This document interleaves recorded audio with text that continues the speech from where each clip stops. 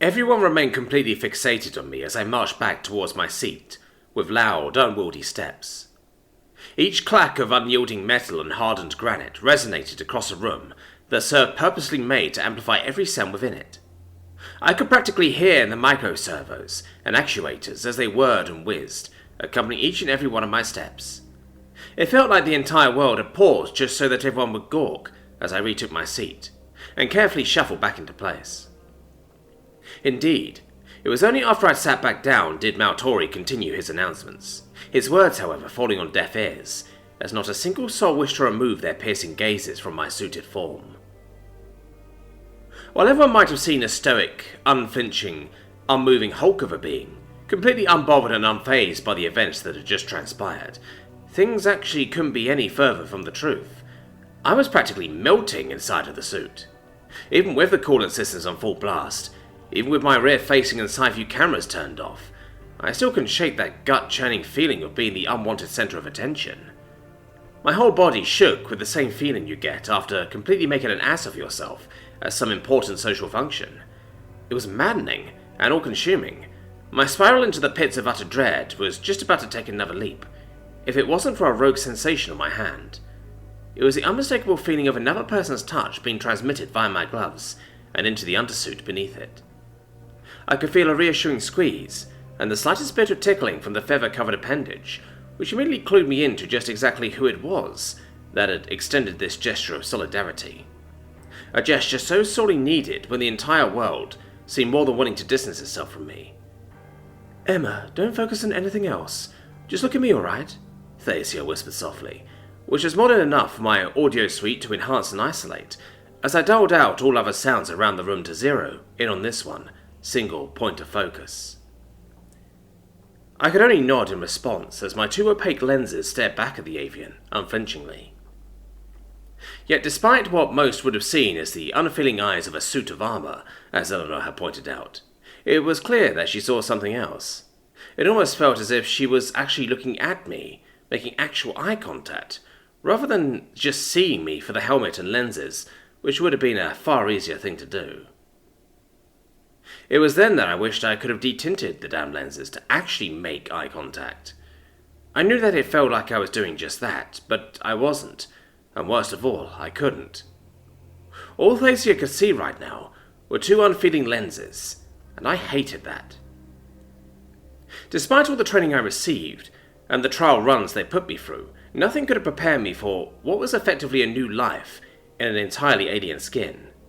A skin that had everything I needed to survive, and then some, but one that brought with it unforeseen limitations that were only now being felt.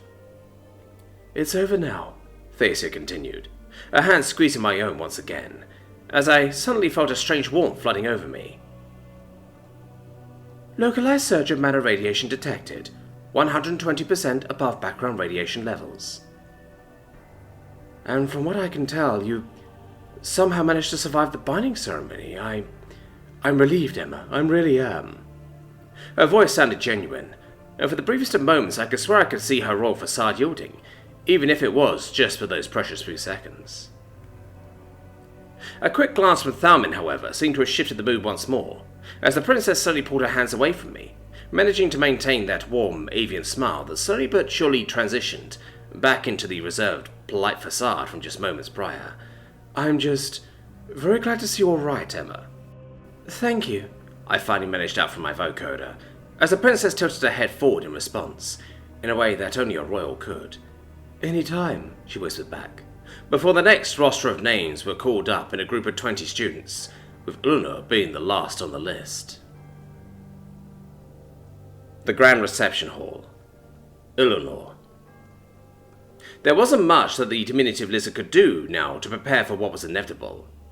No amount of searching, rummaging, and double-checking could help, not when he knew when and where exactly his amulet had gone missing. "I shouldn't have gone to that infernal servant's hideaway. Sneaking off to watch the Earthrealmer's arrival wasn't worth it." Begging wouldn't do him any favours either, as it was clear that those that weren't prepared for the ceremony were all unceremoniously brought up like lambs to the slaughter, regardless of their rank and station. It was the Earthrealmer's fault.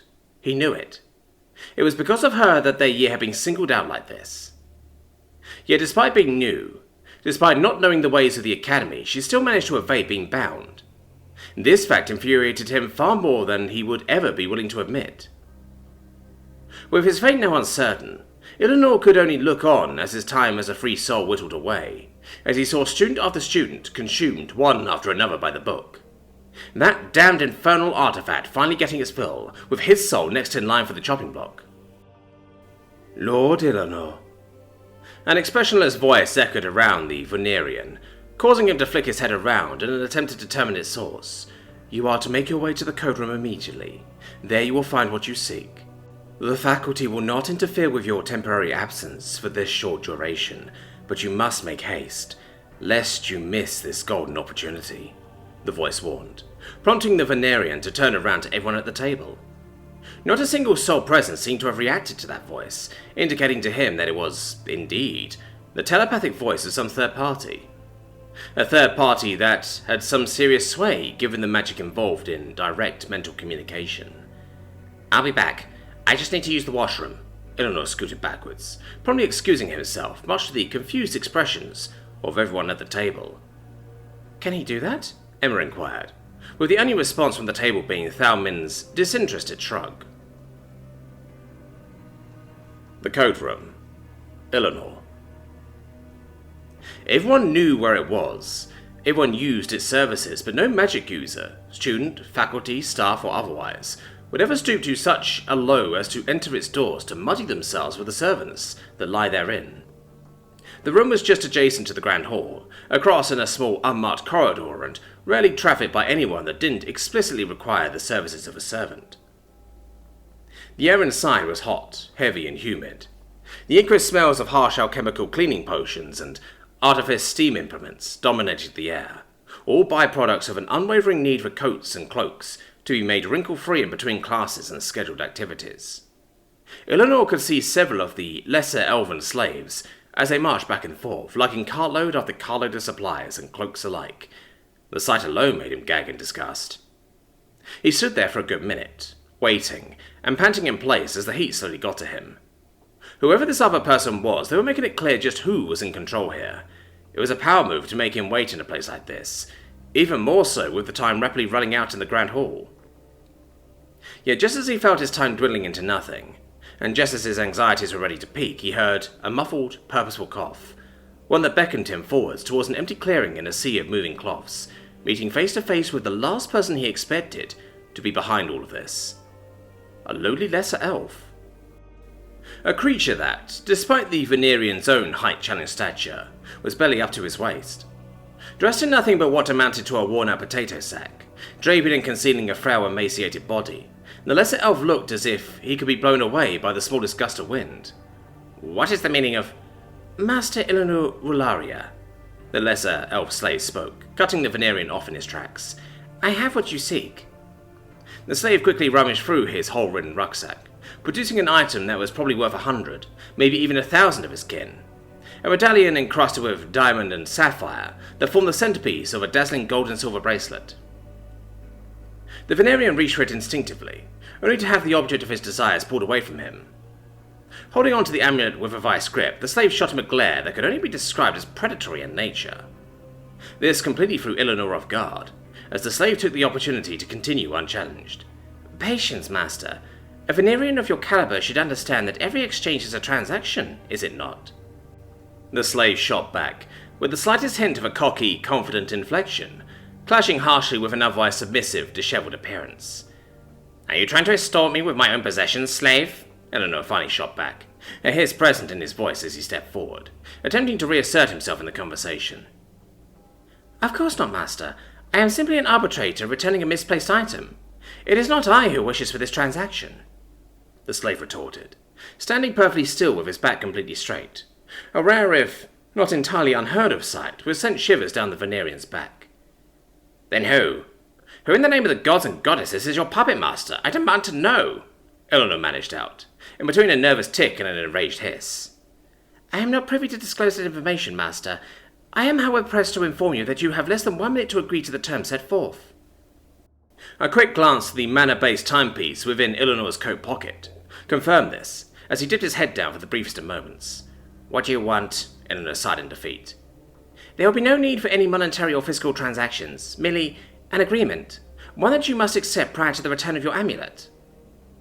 The elf produced another object from his rucksack, a small letter sealed with a magical aura, one that, to the elf's credit, could not be opened except for the intended receiver. Is this a letter of binding? Ilunor hissed out, as the elf merely smiled in response. No, it is not. It is merely a letter with terms and agreements you must agree to if you wish to regain possession of this amulet. Enough of the game, slave, I accept. Ilunor reached out to snatch both the letter and the amulet from his hands. He expected a wave of magic to wash over him, for the telltale sign of some binding spell to take hold of him, but nothing came. All he felt was the slight aura of a spell of discretion. What was unnerving, however, was how it had been penned and sealed to him so quickly. These things usually took hours, if not a full day, to complete. The spell of discretion meant that the contents of this letter were squarely between him and this mysterious benefactor. At least he had the comfort of knowing that this literal blackmail was a confidential matter. He would worry about it later, however. For now he was satisfied, relieved by the fact that he would be spared the loss of his soul to that damned artifact. He tucked the letter into one of his pockets, and secured the amulet and his chain to his wrist. Without even glancing back to the slave, he began taking his leave, only for the slave to leave him with a few parting words that echoed throughout the coat room. I suggest you read that letter post-haste, but should you fail to do so, just know that your most crucial task is to keep an eye on the Earthrealmer. My master shall be in touch, Lord Ilunor. Ilunor didn't wish to pay the slave any more attention than had already been given, as he stormed out of the code room, sprinting his way back to the Grand Hall as he tried his very best not to overthink whatever backhanded game he was being forcibly thrust into. The Grand Reception Hall. Emma Booker. Right, but what I don't understand is how my resistance to the soul binding ceremony is any different from your methods. Because you didn't dispel the binding spell, you resisted it. You resisted it even when it climbed all the way up to tier 19, something that shouldn't be possible. Mana resistance at such a state is unheard of. Everyone else here has amulets of dispelling. It dispels spells in their tracks before it reaches a high enough level to have an effect, while you just ignored it. That's it. Thalmin responded with a rough whisper, something that I was surprised he was able to do. The man was blunt, and clearly didn't mince his words, but I found that spoke more to his good character than anything. I'd rather have a candid and rude partner than a polite but deceptive one, any day of the week. What little conversation we did have was cut short by Ilunor's return. His scurrying and scampering made for a welcome break from what was becoming a depressing, morbid repetition of callousness and cruelty. 17 students so far have been processed by this ceremony, and only half of them seem to have survived intact. I tried prying more out of Thacea and Thalmin, but the pair made it clear that talking during the ceremony, especially one that was uncharacteristically timid and aggressive, wasn't the best idea. Ilunor's timely arrival was quickly interrupted, however, by his name being called, as Venerian made his way up onto the stage with a renewed sense of confidence that was lacking before his trip to the washroom. Perhaps he took a swig of liquid courage, or perhaps he found whatever it was he was looking for. My scanners didn't detect anything new about him, however, but then again it seemed to have difficulty picking up the magical artifacts that Quiv, Thacea and Thalmin seemed to have on them, these so-called amulets of dispelling. I knew, however, that it would only be a matter of time before I'd be able to sniff out these artifacts more effectively than an E-hound tracking down cargo at a spaceport. It was just a waiting game now, of exposing my EVI to more and more datasets to aggregate and analyze. The intricacies behind the program was way above my pay grade, but the EVI was described to me as a mobile lab, a program whose sole purpose was to make sense of the fantasy around me. It was to constantly monitor, running idly in the background of my suit's systems like some creepy UNCIA-grade software, constantly monitoring every little sensor module the team had tacked onto my suit, as it carved out its observations of the world around me in a way that I just wasn't qualified enough to do. At least, that's what the AKs back at the IAS told me. Indeed, they had entire lectures on how the suit's deep learning program worked, but a lot of the stuff just flew over my head. I wasn't a computer engineering prodigy after all, let alone a leading AI specialist. Regardless, what they taught me was at least enough to grasp the basics of it, enough that I would be able to troubleshoot it if anything went wrong. Couple this with the manuals and instruction booklets they downloaded to my local library, and I was confident that when the time did come, I'd be able to use this overly engineered program to the best of my abilities, especially when it came to the potential for sciencing the shit out of this magic business. They explicitly went out of their way to remind me that it wasn't a true AI, however. An understandable distinction to make given how almost everyone was still uneasy about the topic, especially after what happened during the Charon Innovations incident. AI or not, I was glad that there was at least a backup, in case a proper line of communication back home wasn't viable. At least this way, there was still some way to scientifically break down the mysteries of this place. I tapped my head a few times to see if the program was running, which of course it was. It had been gathering data from before I even entered the portal. I made sure it was paying close attention now, as I watched Ilunor's ceremony commence, and I once again settled into that anxious anticipation to see if we'd be spending the rest of the year with a zombie, or the same rude lizard that I come to resent. Come to think of it, maybe a soulbound zombie would be a marginal improvement for the Venerian. The seconds ticked by as Maltori repeated the exact same words he had done for the past half hour or so now. The real test, however, was when Ilunor reached for the quill and found it basically impossible to lift. A wave of relief washed over me, but I knew he wasn't out of the woods yet. The diminutive lizard took a few good minutes to slowly lift the quill into the ink bottle, repeating the same scene as Quiv and the other amulet-wielding students had done before finally ending it with the exact same motions. With a full 5 minutes of struggling just to etch his name onto the paper, and a prolonged burst of mana, the lizard had completed the ritual. Looking back towards Thacea and Thalmin, it was clear that the lizard had done it. Indeed, it became clear to me now that the rest of the ceremony would just be a repeat of the same nail-biting experiences for every student. However, because our group seemed to all have their amulets at the ready, I rested easy knowing that we were safe from this whole binding ritual. Indeed, as the hours went by and Thalmin's turn was up, it looked as if the whole drama with the ceremony was coming to an end. The Lupinor Prince's ceremony was practically identical to Ilunor's, Quiv's, and every other amulet-wielding student. There was no doubt in my mind Thacea would fall into the same pattern. At least, that's what I thought, until the avian stepped up to the plate. The ceremony started out simply enough, Maltori repeating his vows and Thacea giving her small little speech on her place here at the academy. It was only when she knelt down to the floor, however, did things start to noticeably shift.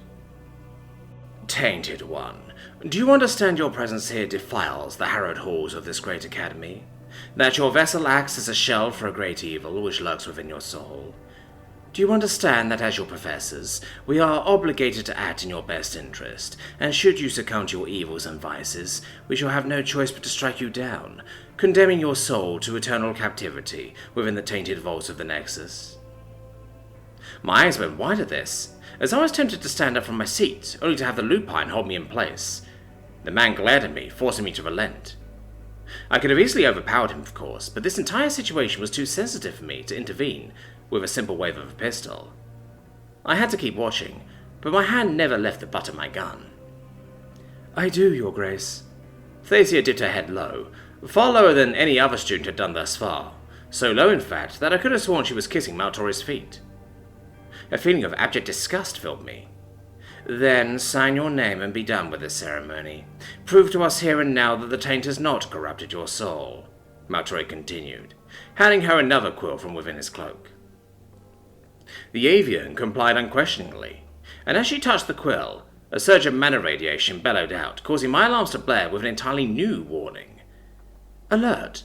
Unstable surge of mana radiation detected. 593% above background radiation levels. Warning. Anomaly detected. Recalibrating. Recalibrating. Error. Detecting 29+1 distinct types of mana radiation. My eyes grew wide at that as I ripped the datapad from my backpack and began running diagnostics. I ignored the ceremony, ignored the world around me, as I rushed to see if this was even possible. The error messages were popping up everywhere now, so I did the only thing I knew might just work. A hard reboot. Rebooting. Reinitializing. Scanning. Alert. Unstable surge of mana radiation detected. 795% above background radiation levels. I ran another diagnostics check, which revealed nothing. It was as if the error was just that, an error. There were no anomalies detected, no new mystery mana radiation that was unaccounted for. I chalked it up to just the system being as new to this place as I was, so there were more than likely plenty of bugs to be had within the code that needed to be patched. At least, that's what I hoped, as I continued running diagnostic after diagnostic, all reaching the same conclusion. If it had been a new type of radiation, I'd be a pile of liquefied human now, right? Thacea's ceremony continued despite my panic worries, and to my horror I also saw steam emerging from the stage. Zooming in closer, the steam seemed to have been localized to the hand she currently held the quill with. This wouldn't last for long, however, before she too managed to sign the book. However, similar to my own ceremony, Maltori refused to pick up the book to display it back to the crowd. He simply kept it there, as the Dean took a good look at it and nodded in approval. Princess Thacea Delani of Etheron Realm, henceforth you shall be known as a peer and a ward of the Transgression Academy. Welcome to our ranks, and may the Divine guide your light. The princess nodded, her whole body shaking as she didn't immediately leave the stage, instead of being ushered towards the red-robed professor from before, who cast a spell on her injured hand, which glowed a brilliant green. Localized surge of mana radiation detected, 350% above background radiation levels. The old woman smiled and patted the princess on the head, before wrapping her hand up in a bandage and sending her back to our table. It was clear this entire ordeal had taken a lot out of the princess, so now it'd be my turn to be the one giving her the reassurances she sorely needed.